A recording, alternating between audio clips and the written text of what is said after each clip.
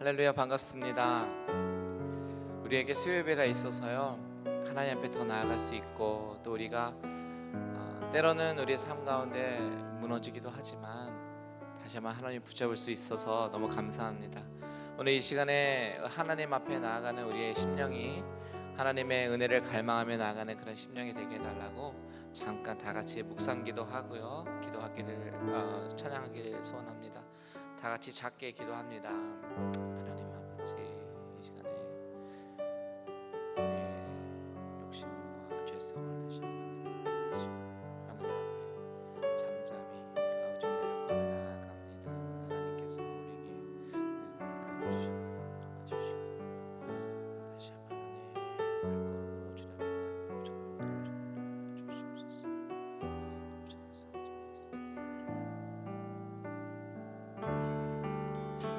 다 같이 찬양할까요? 주의 임재 앞에 잠잠해 주 여기 계시네. 와서 모두 굽혀 경배해 신령과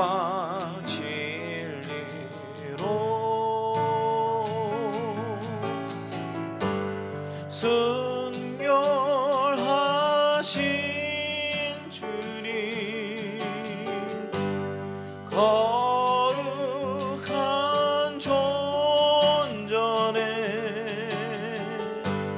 주의 임재 앞에 잠잠해 주 여기 계시네. 우리 다시 한번 주의 임재 앞에 잠잠해 주의 임재 앞에 잠잠해 주 여기 계시네. 와서 모두 굽혀 경배해 와서 모두 굽혀 경배해 신령과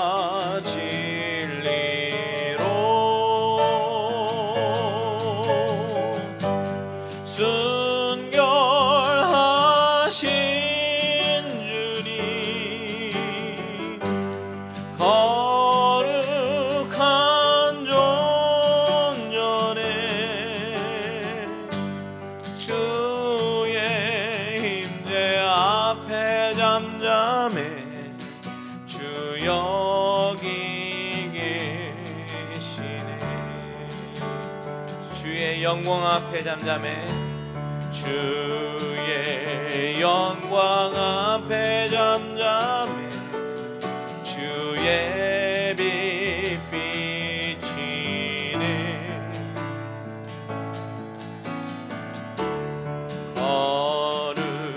거룩한 불 태우시며 영광의 관수래 주 영광 찬란해 주 영광 찬란해 빛 대신 우리와 주의 영광 앞에 잠잠해 주의 빛 비치네. 이번에는 주의 능력 앞에 잠잠해 주의 능력 앞에 잠잠해 주 역사하시네.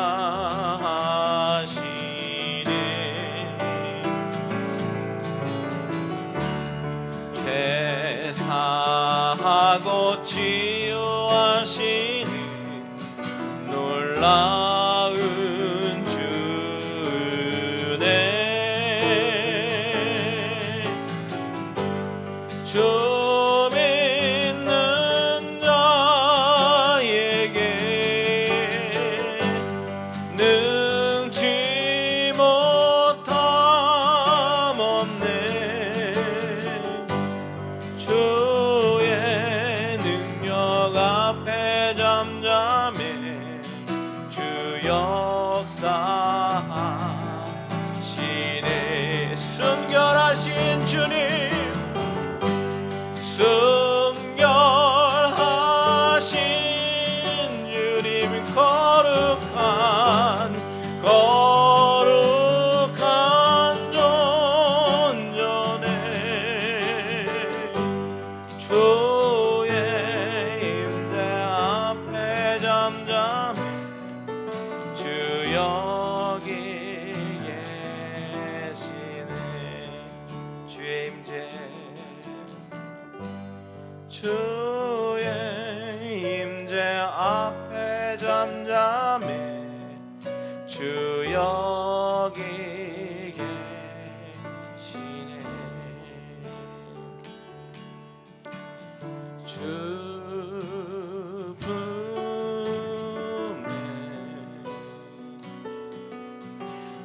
꿈을 쏘서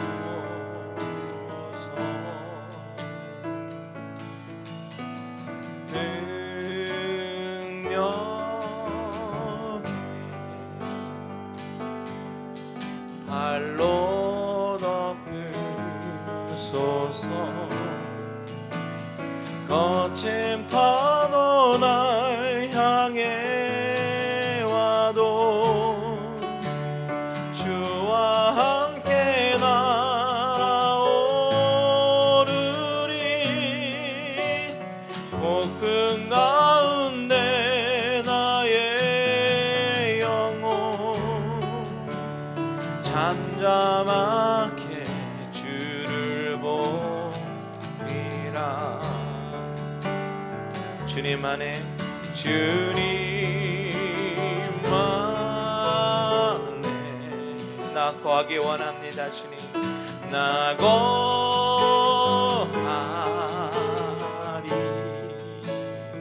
주 능력, 주 능력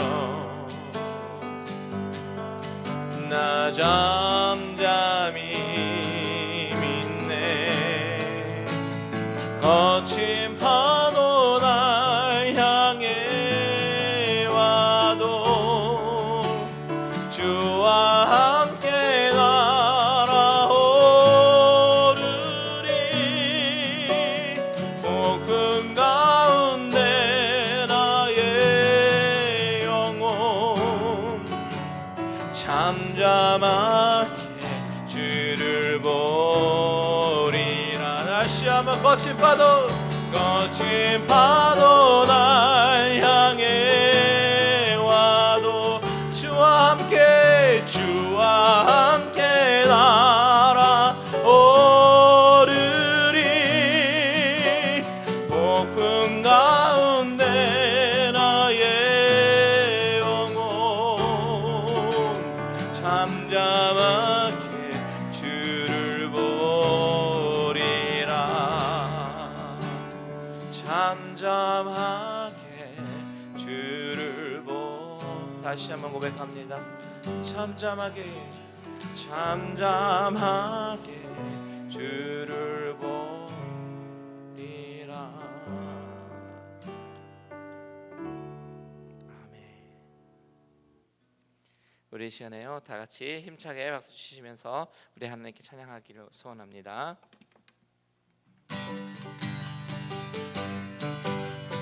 구주의 십자가 보혈로 죄 씻음 받기를 원하네. 내 죄를 씻으신 주 이름 찬송합시다. 할렐루야 찬송합시다. 찬송합시다. 내 죄를 씻으신 주 이름 찬송합시다. 죄악을 속하여 주신 주 내 속에 들어와 계시네. 십자가 앞에서 주 이름 찬송합시다.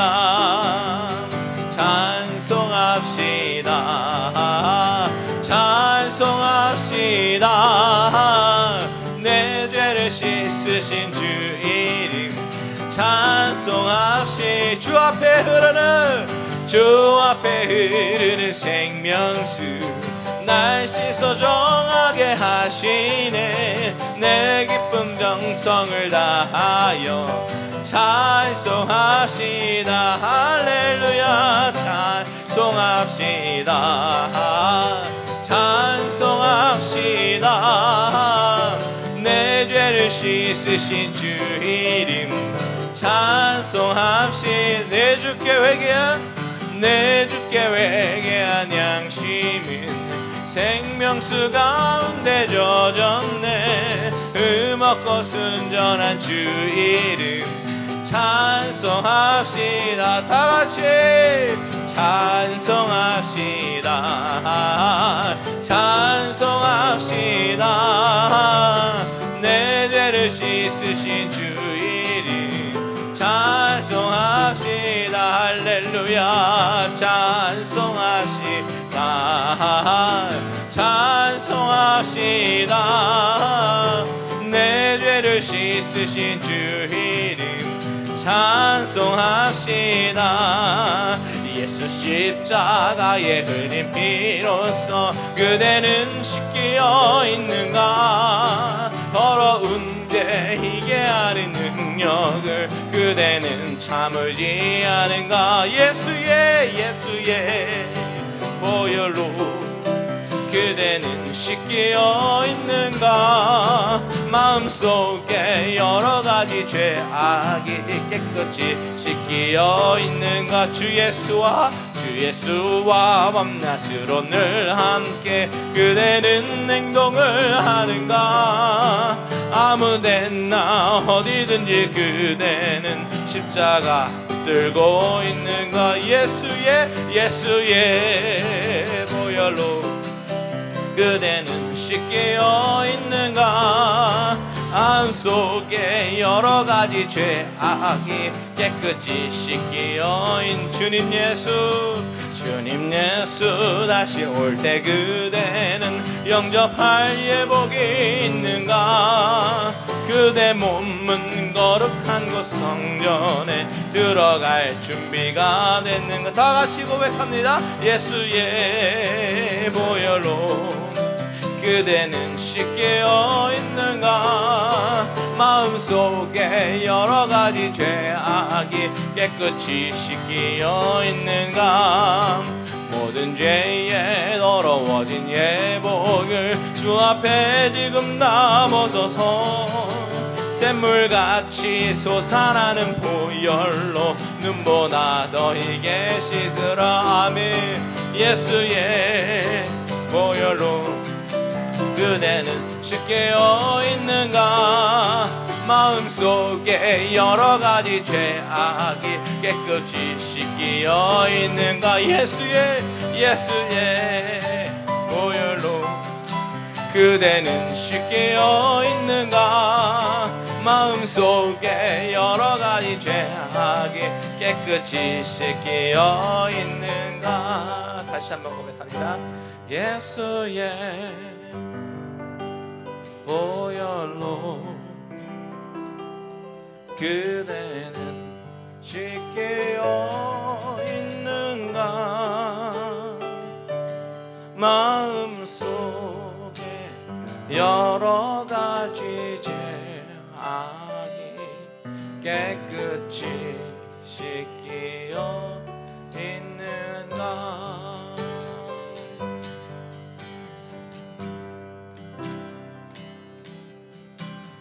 나는 하나님을 예배하는 예배자입니다.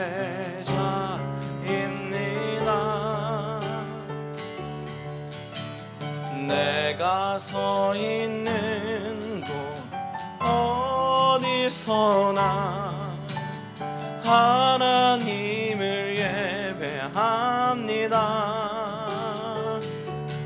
내 영혼 거룩한 은혜를 향하여 내 마음 완전한 하나님 향하여 이곳에서 바로 이 이 시간 하나님을 예배합니다. 아멘. 그렇습니다. 나는 예배자입니다. 나는 하나님을 예배하는 예배자입니다.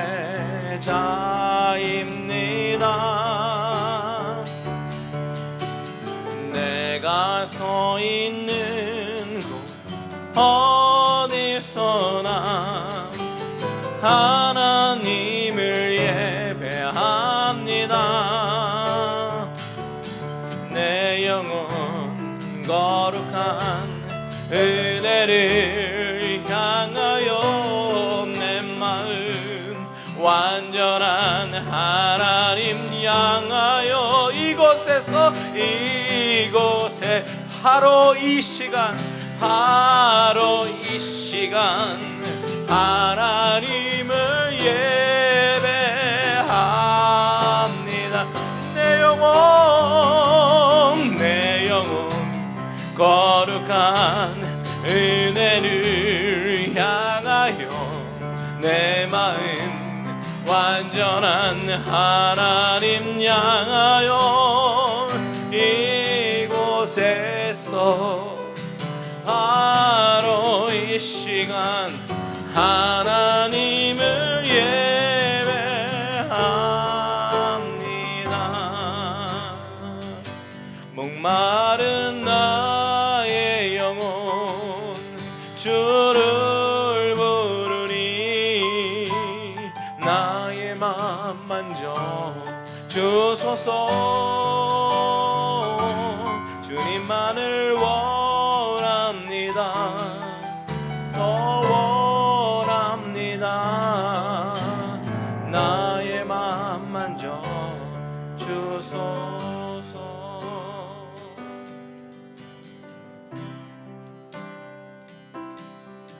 주께 가까이 날 이끄소서. 간절히 주님만을 원합니다. 채워주소서.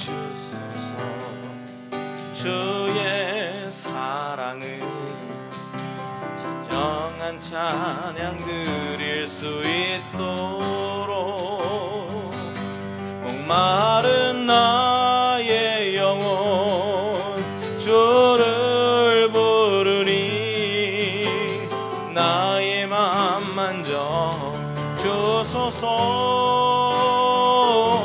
주님만을 원합니다. 더 원합니다.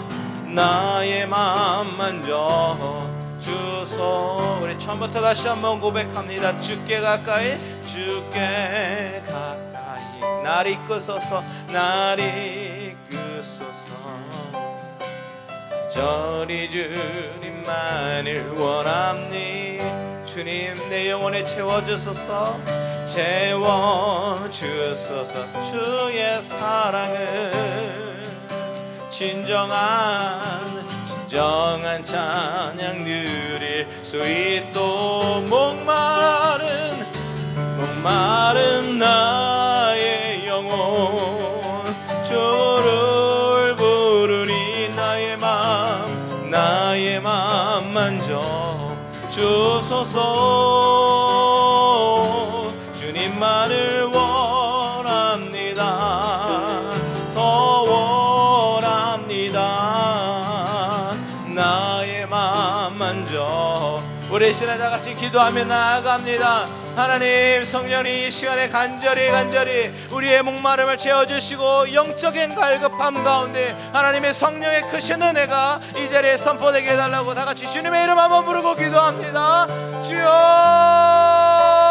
하나님 아버지, 이 시간에 하나님 앞에 나아갑니다. 우리의 목마른 심령 가운데 우리 하나님께서 채워주시되 아버지 하나님, 우리가 만족을 세상에서 얻는 것이 아니라 하나님 앞에 나와 우리의 문제를 내려놓고 우리의 아버지의 죄성을 다시 한번 회개하며 나아갈 때에 아버지 하나님, 주님께서 이 시간에 우리와 가운데 찾아와 주시고 만져주시고 회복시켜 주실 줄 믿사오니 아버지 하나님, 갈급한 심령 가운데 우리 하나님이 아버지 만져 주시옵소서. 오직 성령께서만 주장하여 주시고 온전히 하나님 홀로 영광 받아 주시는 귀한 수요 예배 시간 되게 하여 주시옵소서. 모든 영광 주님께 올려드리기 원합니다. 아버지 영광 받아 주시옵소서. 우리들의 반석이시며 구원이신 거룩하신 하나님 아버지, 죄와 허물로 가득 찬 저희를 택하셔서 자녀 삼으시고 크신 은총과 사랑으로 이 험난한 세상 가운데 우리를 굳게 지켜주시는 하나님께 감사와 영광을 올립니다. 오늘 이 시간도 자격 없는 저희들을 이 거룩한 예배에 불러주셔서 감사합니다. 우리들의 지친 영혼이 이 예배 가운데 회복되게 하여 주시옵고 우리들의 적은 믿음이 하나님의 말씀을 통해 강건케 되기를 기도드립니다.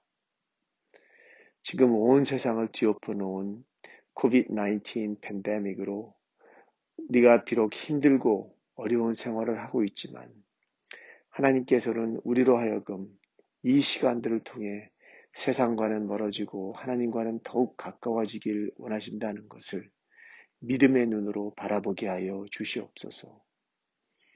우리들의 죄를 깊이 회개하며 하나님의 뜻과 계획이 무엇인지를 기도하며 구하기를 원합니다. 세상의 모든 일들은 하나님의 절대적인 주권에 의해 이루어지고 있음을 깨닫고 항상 우리 옆에 계시는 하나님을 신뢰함으로 이 환난의 시간들조차도 능히 감사함으로 승리케 하여 주시옵소서. 이 시간 우리들의 삶이 새롭게 변화되어 이제 더 이상 세상의 가치관이나 세상의 욕심을 따르지 아니하고 하나님의 선하시고 온전하신 뜻을 따라 살아가기를 기도드립니다. 자신의 생각이나 뜻이 아니고 세상의 풍속을 쫓는 삶이 아닌 주님의 뜻을 기뻐하며 따르는 삶이 되게 하여 주시옵소서. 우리 갈릴리 은혜교회가 그러한 성도님들로 모여 한 몸이 되어 서로 지체로서 섬기게 되기를 기도드립니다.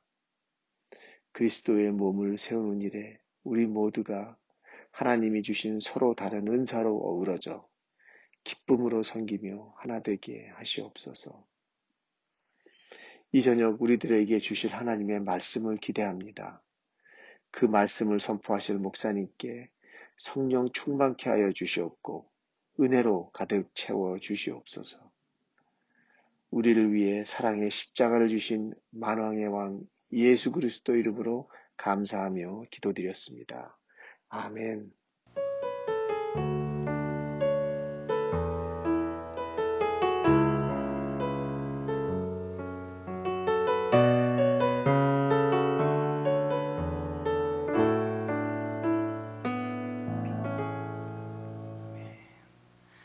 할렐루야, 반갑습니다. 오늘 이렇게 수요일날 저녁에 모니터 앞에 온라인으로 하나님 예배 드릴 수 있도록 인도하시 하나님께 감사드리고요. 오늘 이 자리에 오신 모든 여러분들을 사랑하고 축복합니다. 우리 혹시 같이 예배 드리시는 분 있으면 같이 인사할게요. 사랑합니다, 축복합니다. 잘 오셨습니다. 네, 감사합니다. 자, 오늘 하나님의 주신 말씀을 나누려고 하는데요. 사무엘 하 2장 우리 4절에서 맨 마지막 절까지입니다. 사무엘 하 2장 4절에서 32절까지 내용인데요. 좀 길지만 우리 한 절씩 교독하면서 그 내용을 생각하면서 읽어보도록 하겠습니다. 사무엘 하 2장 4절에서 32절 제가 먼저 읽겠습니다. 교독합니다. 유다 사람들이 와서 거기서 다윗에게 기름을 부어 유다 족속의 왕으로 삼았더라. 어떤 사람이 다윗에게 말하여 이르되 사울을 장사한 사람은 길르앗 야베스 사람들이니이다 하매 다윗이 길르앗 야베스 사람들에게 전령들을 보내 그들에게 이르되 너희가 너희 주 사울에게 이처럼 은혜를 베풀어 그를 장사하였으니 여호와께 복을 받을지어다. 너희가 이 일을 하였으니 이제 여호와께서 은혜와 진리로 너희에게 베푸시기를 원하고 나도 이 선한 일을 너희에게 갚으리니 이제 너희는 손을 강하게 하고 담대히 할지어다. 너희 주 사울이 죽었고 또 유다 족속이 내게 기름을 부어 그들의 왕으로 삼았음이니라 하니라.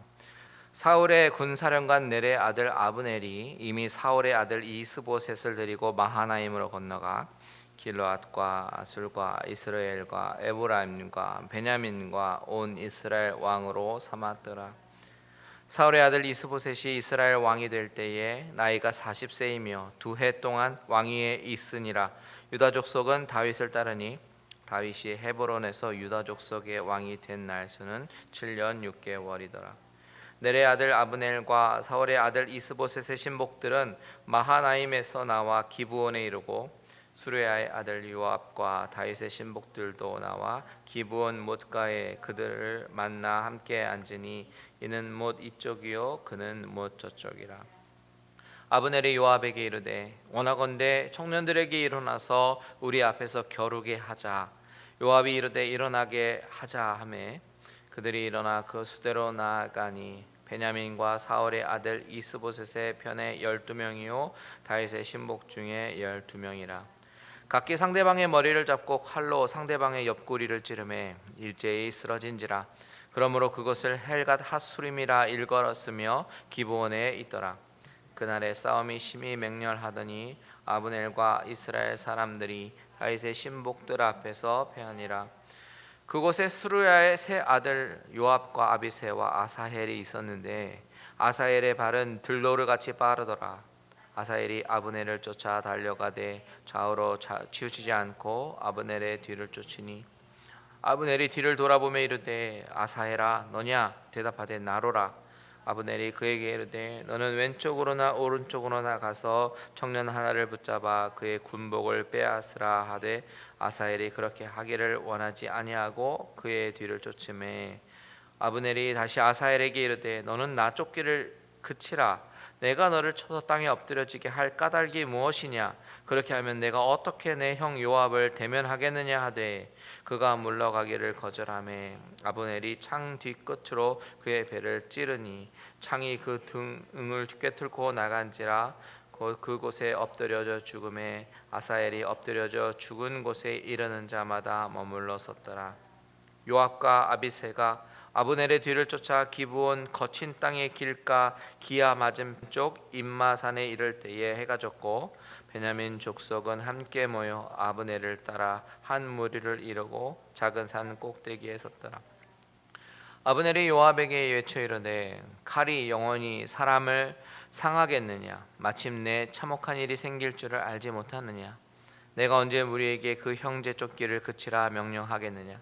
요압이 이르되 하나님이 살아계심을 두고 맹세하노니 내가 말하지 아니하였다면 무리가 아침에 각각 다 돌아갔을 것이요 그의 형제를 쫓지 아니하였으리라 하고 요압이 나팔을 불매 온 무리가 머물러 서고 다시는 이스라엘을 쫓아가지 아니하고 다시는 싸우지도 아니하니라. 아브넬과 그의 부하들이 밤새도록 걸어서 아라바를 지나 요단을 건너 비드론 온 땅을 지나 마하나임에 이르니라. 요압이 아브넬 쫓기를 그치고 돌아와 무리를 다 모으니 다윗의 신복 중에 19명과 아사헬이 없어졌으나 다윗의 신복들이 베냐민과 아브넬에게 속한 자들을 쳐서 360명을 죽였더라. 다 같이 있습니다. 무리가 아사헬을 들어 올려 베들레헴에 있는 그의 조상 묘에 장사하고 요압과 그의 부하들이 밤새도록 걸어서 헤브론에 이른 때에 날이 밝았더라. 아멘. 오늘은 지난번 시간에 나눈 내용에 이어서 살펴보려고 합니다. 그러면 지난 시간에 어떤 내용들을 나눴는지 잠깐 짚어보면요, 우리가 사무엘하 2장으로 들어오면서 다윗은 유다 헤브론으로 들어갔습니다. 그 과정 중에 가장 눈에 띄는 다윗의 모습은 자신이 어떤 먼저 일을 결정하고 움직이기 전에 먼저 하나님께 하나님의 뜻을 구하며 물어보는 그런 장면을 생각해 보았었습니다. 이전에는 어땠습니까? 자신이 살기 위해서 하나님의 뜻보다는 자신의 뜻대로 먼저 블레셋 지역으로 넘어가서 그렇게 자구책을 구하던 사람이었지만 이제는 하나님께 갈까요? 가면 어디로 갈까요? 이렇게 물어보면서 철저하게 하나님의 인도하심을 구하는 그런 모습으로 바뀌게 되었습니다. 이 모습이 바로 하나님이 새로운 이스라엘 왕에게서 보시고 싶었던 그런 부분이었던 것입니다. 바로 기도하는 모습, 순종의 모습 말입니다. 다윗은 어느 순간 그런 모습으로 바뀌어져 있었던 것이에요. 그리고 또 한 가지 지난 시간에 나눴던 것이 헤브론 지역에 대해서 생각해 보았죠. 헤브론 지역이 왜 중요하다고 얘기했습니까? 바로 그것이 갈렙이 이 산지를 내게 달라고 요구했던 것이었죠. 그 이유가 뭐예요? 하나님이 이스라엘의 그 조상이었던 아브라함에게 약속하신 곳이 그곳이기 때문이죠. 하나님이 아브라함에게 동서남북을 보이시면서 보이는 모든 땅을 주시겠다고 약속하셨고, 또한 그곳에서 아브라함의 자손들이 바다의 모래알같이 많게 하실 것이다 라고 언약을 맺으셨던 곳이었기 때문입니다. 말하자면 헤브론은 영적으로도 역사적으로도 아주 중요한 땅이었던 것입니다. 그래서 다윗은 블레셋 머물던 곳에서 나와서 그리고 헤브론으로 건너가게 되었고, 그리고 그곳에서 유다 사람들은 다윗에게 기름을 부어서 왕으로 삼게 되었던 것입니다. 지난 시간까지 그 부분을 살펴보았고, 그 이야기에 이어서 나오는 오늘 본문은 그 이후에 나오는 일들에 대해서 묘사하고 있어요. 오늘 본문을 통해서 주시는 하나님의 메시지를 살펴보면서 우리를 다시 한번 점검하기를 원합니다. 다윗은 지금 유다 족속의 왕이 되었습니다. 그런데 그것은 이제 겨우 12지파의 한 지파만의 왕이 된 셈이에요. 그렇다면 우리가 궁금한 것은 왜 이스라엘의 다른 지파 사람들은 사울이 죽고 나서 다윗의 능력을 알면서도 그를 왕으로 삼지 않았을까요? 그 이유를 정확하게 우리가 알 수는 없겠지만 상식적으로 유추해 볼 수는 있는데 두 가지 정도로 한번 생각해 볼 수가 있습니다. 첫 번째는 뭐냐면 사울 왕이 있었을 때에 그런 실세를 장악했던 기득권의 세력에 반발이 있었을 것이에요. 사울이 왕이었기 때문에 그것 때문에 권력을 유지하며 살아갔었던 사람들의 입장에서는 다윗이 아니라 사울의 집안 사람들이 계속해서 왕의 자리를 이어나가는 것이 그들이 살 수 있었던 방법이기 때문입니다. 그래서 실제로 어떤 일이 일어났냐면 사울의 군사령관 아브넬이 사울에 대한 충성심과 또한 그의 그런 기독권 유지를 위해서 사울의 아들 이스보셋을 데리고 마하나임으로 건너가서 왕으로 세우죠.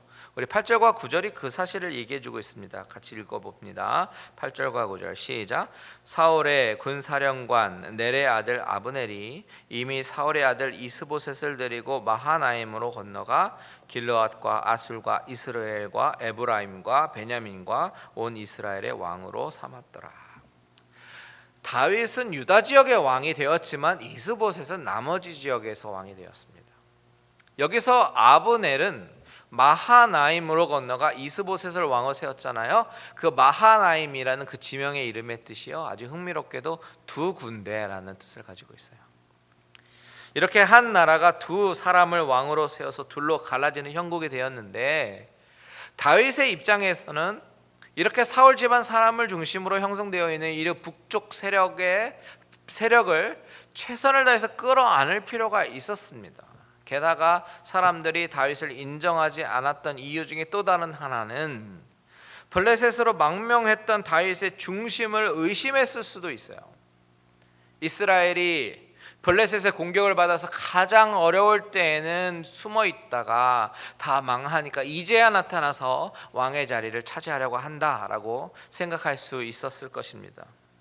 이렇게 다윗은 사울 집안 사람들을 중심으로 형성된 그런 세력들, 그리고 자신의 중심을 의심하는 그런 사람들을 끌어안기 위해서 내가 과연 무엇을 해야 되는가 생각해 보았을 것입니다.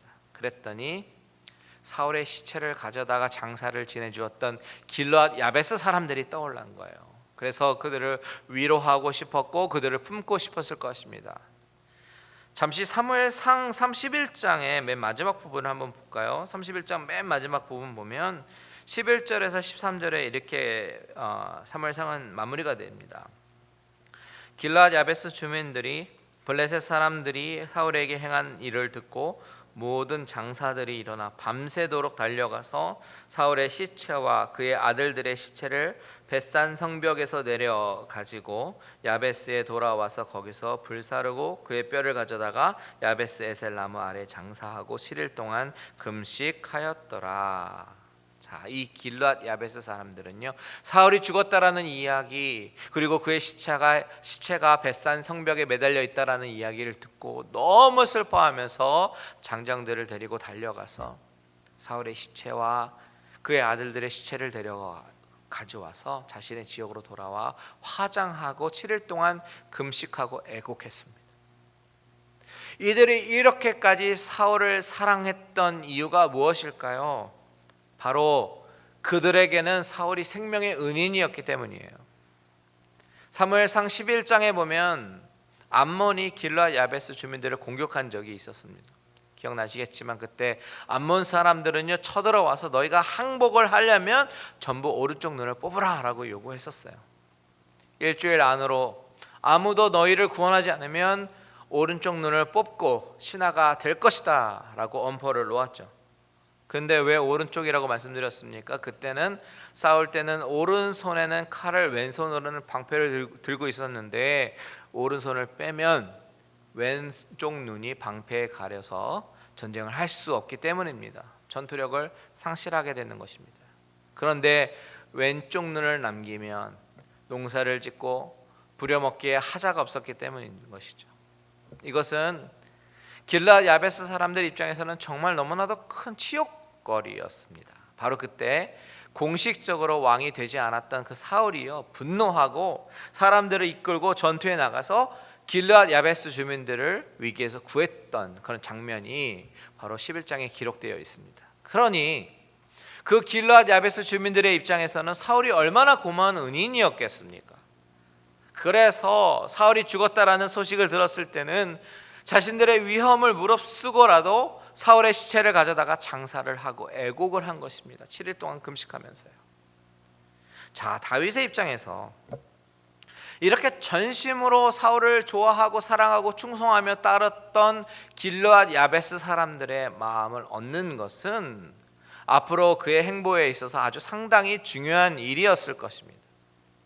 다윗은 이제 정치인으로서 길을 걸어야 하고, 그렇게 하기 위해서는 자신을 그닥 반기지 않는 그런 사람들까지도 끌어안고 그들과 같이 가야 되는 그런 입장입니다.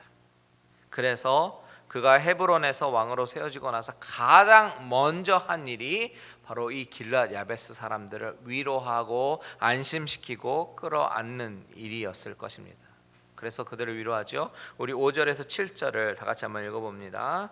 시작. 다윗이 길앗 야베스 사람들에게 전령들을 보내 그들에게 이르되 너희가 너희 주 사울에게 이처럼 은혜를 베풀어 그를 장사하였으니 여호와께 복을 받을지어다.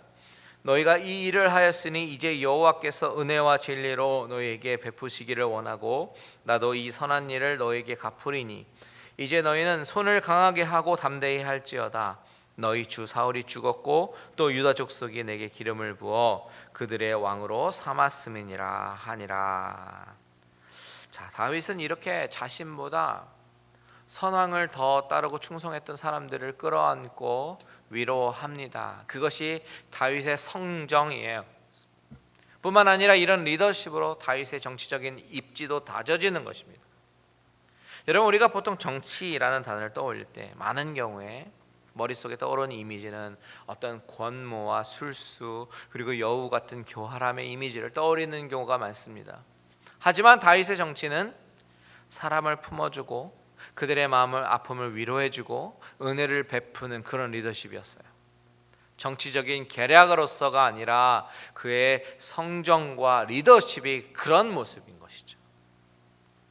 그래서 어떻게 하냐면 이전에도 남편을 잃었던 아비가일을요 아내로 삼고 위로했던 모습, 그리고 요나단과 서로 사랑과 우정을 나누면서 따뜻한 마음을 가졌음을 보여주는 그런 모습들, 이런 것들을 통해서 다윗이 어떤 사람인지 우리가 엿볼 수가 있죠.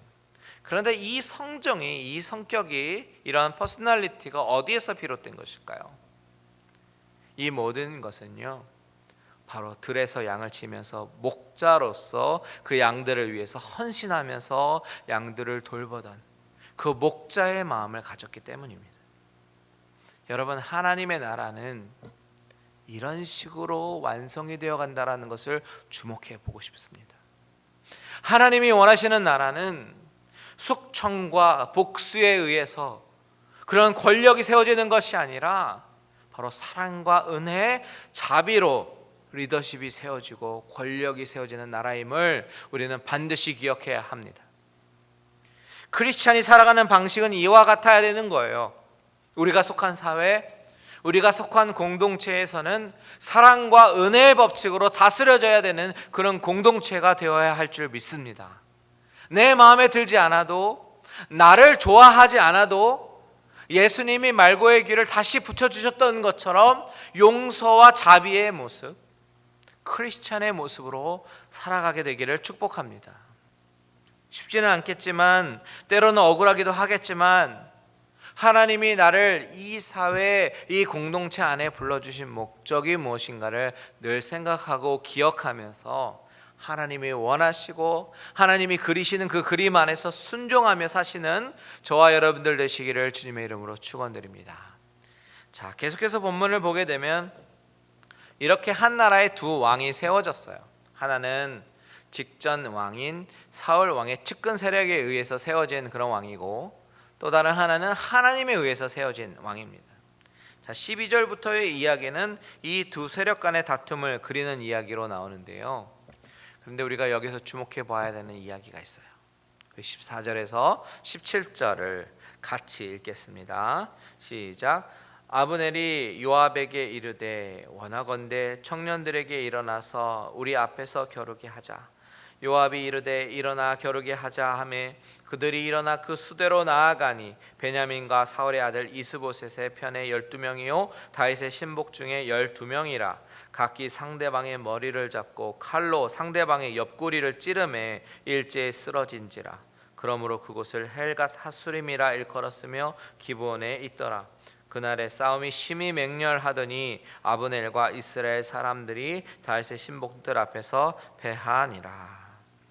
자, 마하나임이라는 이름의 뜻대로 두 군데가요, 기브온 그 연못을 중심으로 서로 마주하고 있었습니다.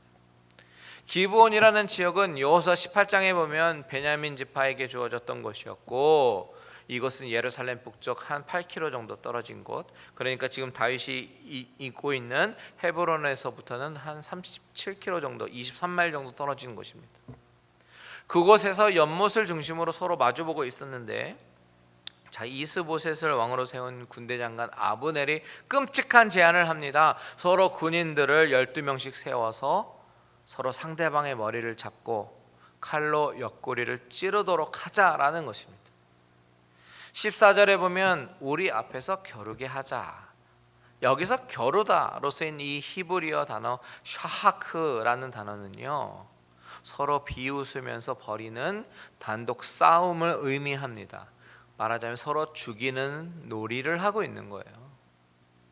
다윗과 골리앗의 싸움에서도 골리앗도 1대1 싸움을 제안하잖아요. 이것이 바로 샤하크입니다. 사실 이들은 같은 이스라엘 사람들이기 때문에 서로 굳이 싸울 이유가 없는 사람들입니다. 그런데 아브넬과 요압은 서로 군사들을 자극해서 서로 싸우게 만드는 것입니다. 게다가 러시안 룰렛처럼 게임을 가장해서 서로 죽이는 행위를 하자라고 제안하는 것입니다. 너무 끔찍한 일이죠. 그 가운데 운이 좋아 살아남는 사람도 있을 것이고 죽는 사람도 있을 것입니다. 이 가운데 24명의 용맹스러운 병사들이 죽어갔습니다. 아마도 한쪽에서 주저하거나 두려움을 표출하면 자기 편 군사들의 사기에 엄청난 영향을 미칠 거야라는 그런 생각으로 서로 응했던 것 같아요. 그 결과 16절에 보면 일제히 쓰러졌다라고 말을 합니다. 많은 사람이 죽었다라는 이야기예요. 하나님이 주신 생명을 같은 민족끼리 왜 서로 피를 흘리는 장난을 통해서 죽게 만들었을까요? 왜 이런 제안을 하고 또 받아들였을까요? 정말 이해가 안 갑니다.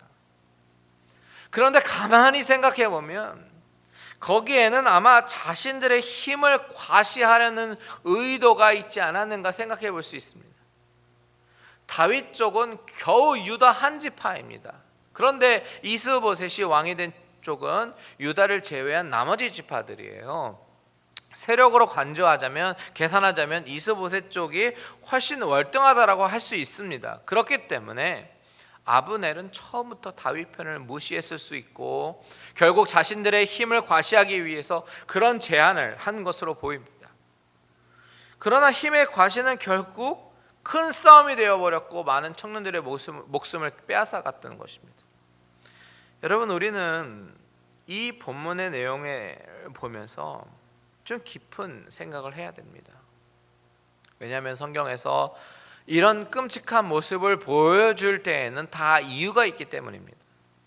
바로 오늘날 우리들의 모습을 그대로 보여주고 있기 때문입니다. 내가 미처 깨닫지 못한 나의 본성과 죄악된 본심이 본문에 그대로 묻어 나오는 것입니다. 자, 보세요. 여러분, 이스라엘에 지금 두 세력이 존재합니다. 그리고 서로 투쟁하고 있습니다. 힘의 대결이고 힘으로써 상대방을 굴복시키려고 합니다. 이런 힘의 구조에서 벗어난다라는 것은 우리의 본성상 불가능한 일이에요. 때로는 우리가 신앙인이고 믿음 생활을 한다고 하지만 우리 안에 있는 이런 부분으로 인해서 교회 안에서도 두 세력으로 나눠지기도 하고 서로 싸우기도 합니다. 제가 초등학교 때 다녔던 교회에서는 목사님을 새로 청빙하고 위임하는 문제로 인해서 교회 앞마당에서 어른들끼리 서로 욕하고 주먹다짐하고 피를 흘리며 싸웠던 장면을 본 적도 있어요. 결국 교회가 둘로 쪼개져 나눠지면서 아픔과 진통을 겪었던 기억이 납니다. 어린 마음에 그 어른들을 보면서 얼마나 상처가 되었는지 몰라요. 왜 이렇게 같은 믿는 사람들끼리 같은 신앙인들 사이에 분열이 생기고 서로 잔인하게 싸우는 것일까요? 이것은요, 결국 인간의 잔인한 죄성을 부추겨서 권력과 힘으로 누르게 만들고 싸움을 일으키게 만드는 사탄이 하는 짓입니다. 여러분, 사탄은요, 사람들 사이에서 이간질합니다. 없는 사실을 만들기도 하고 사실을 뻥튀기 하기도 합니다. 어떤 사람에게는 회복할 수 없는 그런 상처를 주기도 합니다. 이 본문에 보면 16절에 그들이 서로 칼로 찌르고 쓰러지고 그것을 뭐라고 불렀습니까? 헬갓 하수림이라고 쓰여 있지요. 그리고 오늘 성경 자세히 보세요. 거기에 보면 1번이라고 쓰여 있고 그리고 밑에 각주에 보면 뭐라고 되어 있습니까? 날카로운 칼의 밭이라고 그렇게 쓰여 있습니다. 저는 이 날카로운 칼이라고 하는 부분을 생각해 보면서요, 이것은 어쩌면 현대 살아가는 우리의 말 한마디가 바로 이 날카로운 칼과 같을 수 있겠구나라는 생각을 하게 되었어요. 여러분, 우리의 말 한마디는 이 날카로운 칼처럼 서로 옆구리를 찌르는 무기가 될 수 있습니다. 이들은 지금 장난처럼 일을 벌입니다. 그런데 결국 수많은 사람들이 다치고 죽었어요. 이 말도요, 처음에는 장난처럼 말을 시작해가지고 나중에는 옆구리에 칼침을 맞는 것 같은 그런 치명상을 입힐 수 있어요. 그런데 이 모든 것을 누가 조장한다고요? 우리의 인간의 죄성을 이용한 사탄의 장난질입니다. 우리가 믿는 자로서 이것을 잘 분별하고 사탄에 지면 안 됩니다. 여러분, 사탄은 어떻게 해서든지 사람들 사이에서 이간질을 합니다. 싸울 일이 없는 이스라엘의 한 민족끼리 피를 흘리고 싸우는 것처럼 싸울 일이 없는 같은 믿음의 공동체 안에서도 서로 싸우고 피를 흘리게 만들 수 있습니다. 오늘 본문에서 요압을 보면서 아쉬운 부분이 바로 그 점이에요. 아브넬이 장난을 치자고 서로 죽이는 게임을 하자고 했을 때 거절을 했었으면 이런 심각한 상황이 오지 않았을 텐데, 무서워서 피하는 것이 아니라 더러워서 피했어야 되는 건데, 요압은 하나님의 뜻이 어디에 있는지 그런 하나님의 뜻에 민감한 사람이 아니라 순간 자신의 감정에 충실했던 사람이었던 것 같습니다. 그래서 실수를 하게 되는 것입니다. 결국 이 무의미한 전쟁은 요압의 동생 아사헬의 죽음으로 끝이 나게 되는데요, 23절 보세요. 그가 물러가기를 거절하며 아브넬이 창 뒤 끝으로 그의 배를 찌르니 창이 그의 등을 꿰뚫고 나간지라. 곧 그곳에 엎드려져 죽음에 아사헬이 엎드려져 죽은 곳에 이르는 자마다 머물러 섰더라. 그리고 31절과 32절 다윗의 신복들이 베냐민과 아브넬에게 속한 자들을 쳐서 360명을 죽였더라.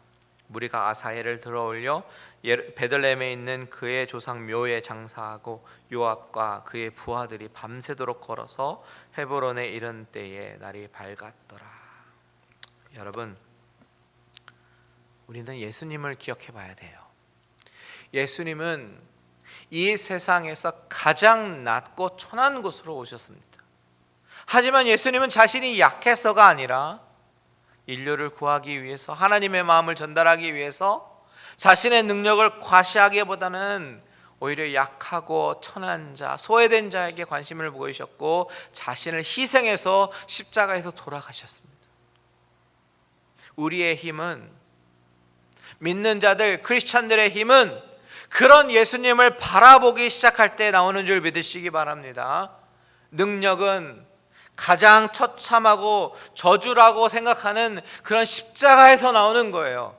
생명은 주님이 3일간 계셨던 무덤에서 나옵니다. 내 자아를 끊임없이 십자가에 못 박고 날마다 죽노라 라고 고백했던 바울처럼 우리 믿는 자들의 모습은 그와 같아야 되는 것입니다. 예수님이 오셔서 하신 일은 결코 파당이 아니잖아요. 얼마든지 바리새인들에게 대항할 수 있는 그런 세력과 힘을 모을 수 있는 그런 여건과 능력을 갖고 계셨음에도 불구하고 그 어떤 세력도 갖지 않으셨습니다. 그뿐입니까? 때리시면 그냥 맞으시고 고난받으셨던 예수님이셔요. 세상의 시각으로 바라볼 때는 정말 한마디로 무능하고 쓸모없는 그런 예수님의 모습입니다. 그런데 여러분, 우리는 바로 그러한 분을 영접하고 믿고 있음을 잊지 말자라는 것입니다. 주님이 가신 길을 가지 않으면서 주를 믿는다고 할 수 있겠습니까? 우리가 잊지 말아야 될 것은 믿음에는 바로 예수님의 십자가의 피가 깔려 있다라는 사실입니다. 여러분, 교회는 그 어떤 세력도 존재할 수 없다라는 것을 꼭 잊지 말길 바랍니다. 만약에 세력이 존재한다면 오직 그리스도를 믿는 자의 세력일 뿐입니다. 그러나 이 세력도 용납하고 지고 양보하는 자로서의 세력일 뿐이에요. 이 점을 잃어버리고 산다면 참된 교회의 길을 갈 수 없는 것입니다. 오늘 본문에서 두 세력이 나오는데 이 두 세력은 누가 더 강한가를 두고 겨루고 있습니다. 누가 하나님이 인정하시는 왕국인가를 보는 것이 아니라 누구의 힘이 더 센가, 이것에 관심을 두고 있는 것이에요. 저와 여러분은 이런 관심에서 벗어난 신앙인이 되기를 바랍니다. 자신의 신앙과 타인의 신앙을 비교하지 말고요, 신앙을 경쟁의 도구로 삼거나 자신의 그런 어떤 우월감을 드러내는 수단으로 삼지 말고요, 오직 우리가 관심 가져야 될 것은 오직 하나님께 영광, 이것을 우리의 평생의 목표로 두고 하루하루 살아가시는 그런 갈릴리 은혜교회 성도님들 되시기를 주님의 이름으로 축원드립니다. 아멘. 우리 다 같이 찬양하고 기도하기 원하는데, 아까 우리가 했던 빠른 찬양 중에서요, 우리 보혈 찬송 예수 십자가에 흘린 피로써 우리 이것을 찬양하겠습니다.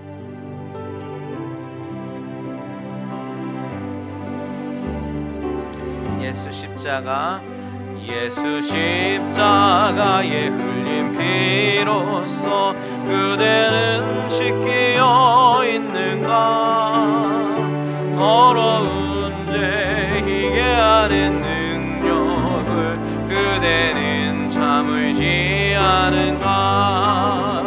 예수의 보혈로 그대는 씻기어 있는가?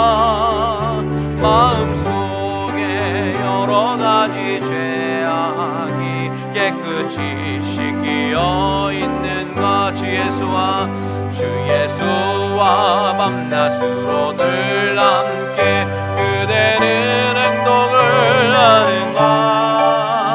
아무 때나 어디든지 그대는 십자가 붙들고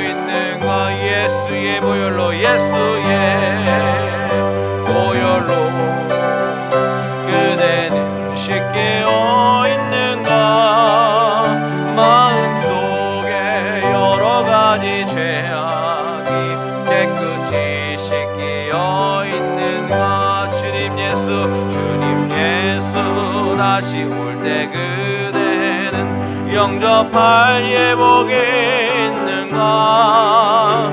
그대 몸은 거룩한 곳 성전에 들어갈 준비가 됐는가? 예수의 보혈로 그대는 쉽게 있는가? 마음속에 여러 가지 죄악이 깨끗이 씻기어 있는가? 예수의 보혈로 예수의 보혈로 그대는 씻기어 있는가? 마음속에 여러 가지 죄악이 깨끗이 씻기어 있는가? 우리 이 시간에 다 같이 기도하기 원합니다. 먼저 우리가 기도하기 원하는 것은요, 먼저 나의 죄성을 좀 돌아보면서요, 고백하면서 하나님 앞에 정결케 되기를 위해서 기도했으면 좋겠습니다. 나의 본성, 나의 밑바닥, 나의 죄성은 자꾸 사탄의 게임에 빠지게 하고 죄를 짓게 만들지만 예수 그리스도의 십자가의 보혈로서 나를 정결케 하여 주시옵소서. 날마다 정결한 삶을 살도록 노력하는 그런 내가 될 수 있도록 주님 도와주시옵소서. 내 힘으로는 안 됩니다. 나를 도와주세요. 다 같이 주님의 이름 한번 부르고 기도합니다. 주여, 아버지 하나님, 날마다 아버지 하나님, 내가 아버지 하나님 경험되어지는 것은 내 속에 있는 아버지 하나님 그 죄악의 본성들이 아버지 나를 괴롭히고 자꾸만 나를 죄를 짓게 만들고 아버지 하나님 남을 판단하게 만들고 또 아버지 하나님 정말 내가 정말 날마다 십자가에 죽어야 되는데 그렇지 못하며 아버지 하나님 죄성으로 살아가고 있는 모습을 발견하게 됩니다. 아버지 하나님 작은 일에 분노하고 아버지 하나님 정말 그렇게 화를 낼 필요도 없는 일에 아버지 하나님 분노하고 화를 내며 아버지 하나님 또한 나의 입술로 하루 범죄하며 죄를 짓는 아버지 하나님 그런 우리의 죄성을 바라보게 됩니다. 아버지 하나님 나의 성품을 다스려 주시고 예수 그리스도께서 아버지 하나님 정말 세상에서 자신을 아버지 하나님 낮추시고 천하게 아버지 하나님 천한 곳에 태어나시며 아버지 겸손하셨던 것처럼 내가 그리스도의 아버지 하나님 제자로서 그렇게 아버지 그런 삶을 살기를 원합니다. 아버지 하나님 나를 다스려 주시고 내 성품을 다스려 주시고 아버지 하나님 나의 성품이 예수 그리스도처럼 아버지 하나님 닮아지기를 소원하오니 아버지 나를 인도하여 주시옵소서. 아버지 정결한 삶을 살기를 원하는데 아버지 나의 힘으로는 부족합니다. 아버지 그렇게 잘 안됩니다. 내 힘으로는 안되지만 아버지 하나님 주님께서 나를 도와주시고 보호하여 주셔서 아버지 하나님 정말 나의 죄성을 다스리며 아버지 하나님 정결하게 삶을 살도록 노력하는 우리들의 모습 될 수 있도록 주님 인도하여 주시옵소서. 우리 계속해서 기도합니다. 이 시간에 교회를 위해서 기도했으면 좋겠습니다. 우리 교회를 위해서 기도할 때에 나중에라도 혹시 교회가 부흥하고 커질 때에 사탄의 시험이 없게 하시고 서로 나누어지지 않고 하나가 되게 하시고 하나님의 나라를 함께 이루어가는 그런 교회가 되게 해달라고 다 같이 주님의 이름 한번 부르고 기도합니다. 주여, 하나님 아버지, 우리 갈릴리 은혜의 교회를 위하여 기도합니다. 아버지 하나님, 교회가 아버지 하나님 정말 은혜가 있을 때에 그 아버지의 부흥이 있을 때에 아버지 꼭 사탄의 시험이 아버지 하나님 틈타게 되는 것을 많이 보게 되는데 아버지 하나님 우리 교회 가운데 아버지 사탄의 시험이 없게 하여 주시옵소서. 아버지 우리 교회 안에 아버지 하나님 두 마음 세 마음으로 나눠지는 것이 아니라 한 마음 한 뜻으로 하나님의 나라를 이루어가는 그런 교회가 되게 하여 주시옵소서. 아버지 하나님 나보다는 남을 낮게 여기고 아버지 내 자신은 아버지의 썩어져가는 미랄이 되게 하시고 아버지 날마다 아버지 십자가에 아버지 하나님 죽어지는 아버지 그런 자로 아버지 하나님 주여 인도하여 주시옵소서. 아버지 우리 갈릴리 은혜 교회가 하나님이 마지막 때에 아버지 하나님 들어 귀하게 사용하는 교회가 될 줄 믿습니다. 아버지 우리 교회를 사용하실 때 우리 모든 성도님들이 아버지의 사랑으로 서로 하나가 되게 하시고 하나님께서 귀하게 쓰임 받는 그런 교회가 되게 하여 주시옵소서. 아버지 나의 아버지 하나님 교만한 마음을 낮춰주시고 아버지 겸손한 모습으로 아버지 예수 그리스도께서 보여주셨던 그 사랑의 법칙과 자비의 모습과 아버지 관용의 법칙이 아버지 하나님 존재하는 그런 갈릴리 은혜 교회가 되게 하시고 이름 그대로 은혜가 늘 넘치고 충만한 그런 교회가 될 수 있도록 주님 인도하여 주시옵소서. 우리 마지막으로 하나 더 기도합니다. 우리 교회 지체 가운데요 연약하고 외로운 지체들 그리고 경제적으로 힘들고 어려운 상황 가운데 처해 있는 그런 지체들이 있습니다. 그들이 누구라고 말씀은 안 드리지만 하나님께 그런 분들이 있다면 하나님의 손길로 위로하시고 세워달라고 다 같이 주님의 이름 한번 부르고 기도합니다. 주여, 하나님 아버지, 우리 교회에 아버지 하나님 연약한 지체들이 있습니다. 아버지 외롭습니다. 아버지 하나님 경제적으로 힘들고 어렵고 아버지 하나님 여러 가지 말도 안 되는 어려운 상황 가운데 처해 있는 그런 지체들이 있습니다. 아버지 하나님, 그런 지체들 가운데 아버지 하나님 한 갈릴리 은혜교회라는 공동체를 묶어주셨사오니 우리가 같이 기도하며 하나님의 위로하심과 하나님의 만지심과 하나님의 회복하심이 있기를 간절히 기도하고 소원합니다. 아버지 하나님, 우리 교회를 아버지 서로가 서로를 위해 기도하며 나아가는 그런 사랑의 공동체로 삼아주시고 아버지 하나님, 정말 어렵고 힘들고 연약하고 소외된 아버지 하나님 그런 사람들 가운데 하나님께서 찾아가 주시고 위로하여 주시고 회복시켜 주시고 세워 주시옵소서. 우리가 서로가 서로를 위해 기도하는 그런 공동체가 되게 하여 주시고 하나님이 우리의 기도를 통해서 역사하시는 그 역사하심이 우리가 날마다 경험되어 주시도록 주님 인도하여 주시옵소서. 아버지 하나님, 주여, 주님께서 오늘 밤 이 자리에 찾아가 주시고 위로하여 주시옵소서. 하나님, 오늘 이 말씀을 우리가 묵상하면서 다시 한번 우리 안에 있는 그 죄성을 다시 한번 뒤돌아보게 하여 주셨습니다. 아버지 하나님, 말 한마디로 상대방의 옆구리를 찌르고 내가 의도치 않았다라고 우리는 익스큐즈를 하지만 아버지 하나님, 이 모든 것들이 우리의 인간의 그런 죄성에 의한 것들임을 고백하오니 아버지 하나님, 나를 변화시켜 주시고 하나님의 사람으로 은혜의 법칙으로 아버지 하나님 바꿔주셔서 아버지 하나님, 정말 격려하는 말, 위로하는 말, 그리고 상대방을 위해서 기도하는 그런 입술로 하나님께서 바꿔 주시옵소서. 아버지 하나님께서 갈릴리 은혜교회를 세우셨사오니 하나님이 세우신 목적에 맞게 정말 한 영혼이라도 더 살리는 데 귀하게 쓰임받게 하시고 죽이기보다는 생명을 살리는 데 우리 교회를 사용하여 주시옵소서. 우리가 그런 신앙인이 되기를 원하며 그런 믿음의 식구들이 되기를 소원하오니 우리의 기도를 들어 응답하여 주시고 우리를 정말 은혜의 공동체로 인도하여 주시옵소서. 이제는 우리 주 예수 그리스도의 은혜와 하나님 아버지의 사랑하심과 성령님의 감화감동 위로 교통 충만케 하신 은혜가